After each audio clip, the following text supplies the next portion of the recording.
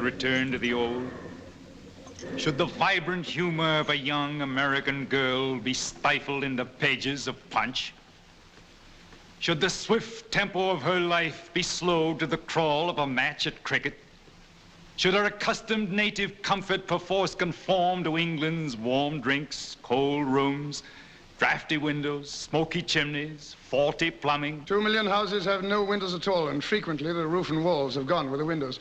My lord, I submit that this court is concerned with the life and death of Peter Carter, not with past history or present plumbing. Hear, hear!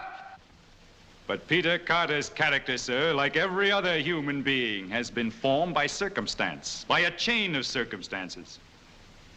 As Benjamin Franklin said, for want of a nail, the shoe was lost. For want of a shoe, the horse was lost. For want of a horse, the rider was lost. For want of a rider, the message was lost. For want of a message, the kingdom was lost. And all for the want of a horseshoe nail.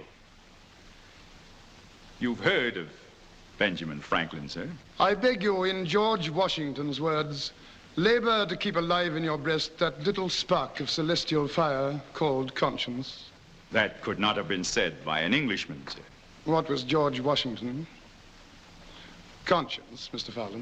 Are you insinuating, sir, that something is wrong with my conscience? I am. Your Honor, I protest. I'm only trying to give a full picture of this case to the jury. You are trying to prejudice the jury, sir. I see that they've been selected from many races, creeds, and nationalities.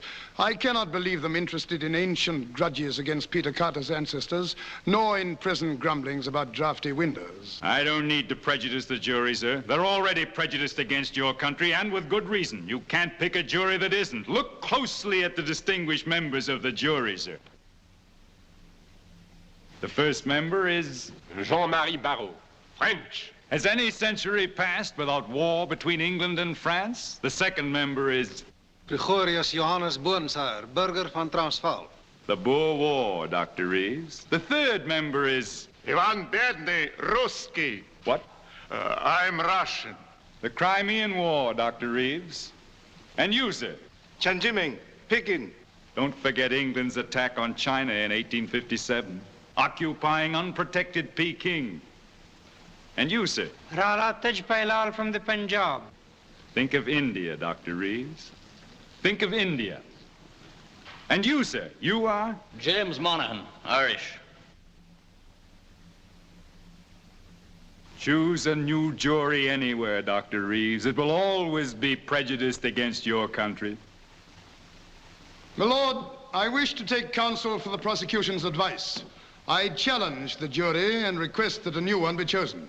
Chosen from where, Dr. Reeves? Mr. Fallon said from anywhere. Except from England. Why not from England? Where else in the world have the rights of the individual been held so high? In America, sir, where these rights are held to be inalienable. I doubt if you have more practical freedom in America than in England. An Englishman thinks as he likes in religion and politics. It isn't what a man thinks and says. It's when and where and to whom he thinks and says it. A man with a flint and steel striking sparks over a wet blanket is one thing, but striking them over a tinderbox is another. An American baby sucks in freedom with the milk of the breast at which he hangs.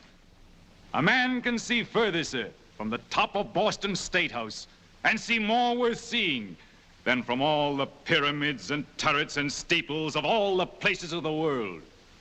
No smoke, sir. No fog, sir. And a clean sweep from the outer light and the sea beyond to the New Hampshire mountains. Yes, sir. There are great truths, higher than mountains and broader than seas, that people look for from the tops of our hills. America, sir, is the only place where man is full grown.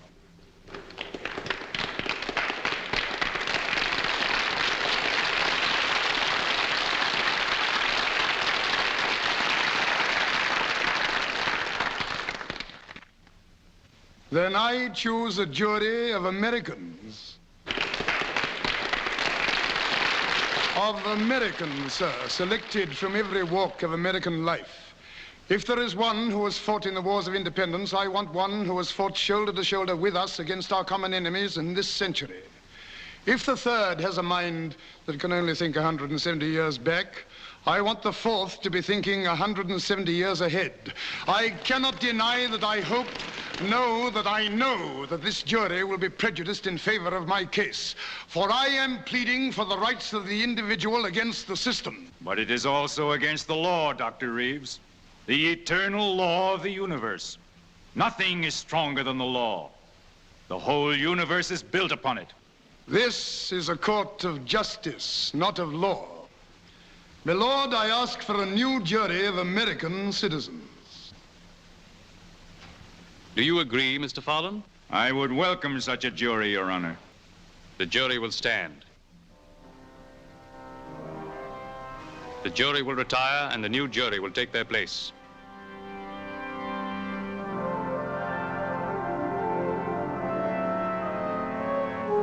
Robert Dupont, American citizen.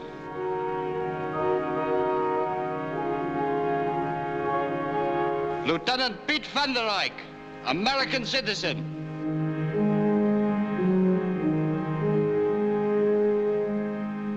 Alexander Barbarnov, American citizen.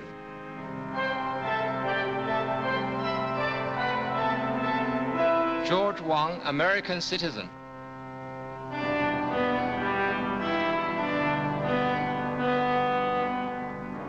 Jefferson Lincoln Brown, American citizen. Patrick Aloysius Mahoney, American citizen. The jury will be seated.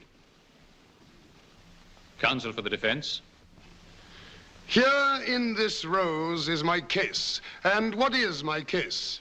I entirely agree with Mr. Fallon. Has Peter Carter fallen in love during the allotted extra... Borrowed, Dr. Reeves. Disputed extra 20 hours he had, or hasn't he? Has someone, the name is unimportant, fallen in love with him? Now, here are two young people who would never have met but for a mistake higher up, penalized for the most natural and simple thing in the world. They fell in love. Here in this tear are love and truth and friendship. Those qualities and those qualities alone can build a new world today and must build a better one tomorrow. That is my case, and upon it I demand a verdict that Peter Carter shall live.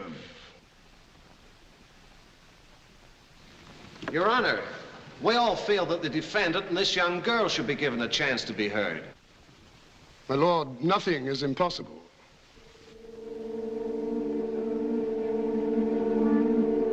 The court will adjourn.